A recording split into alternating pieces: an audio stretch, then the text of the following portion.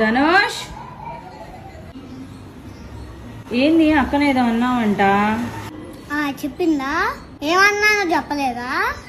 నువ్వు చెప్పు. చెప్పలేదులే గాని మాటలు ఎక్కువ అవుతున్నాయి బాగా నీకు. అసలు ఏం జరిగిందో తెలుసా నీకు? చెప్పు. నువ్వేమో అక్కకి మెసేజ్ చేయి ఫ్రీ టైంలో ఉన్నప్పుడు అంటావు. 4 వాయిస్ మెసేజ్ పెడుతుంది. తర్వాత ఏందో HMMM అని పెట్టింది. హమ్మేంటి? హమ్ము హమ్ హమ్ అవేంటి కవ్వా? మొన్న కూడా ఇలానే పెట్టింది. అర్థం రాదా? మోగదాయమన్నా ఇంట్రెస్ట్ లేకపోతే బాయ్ అని చెప్పాలి. ఈ హమ్మేంటి?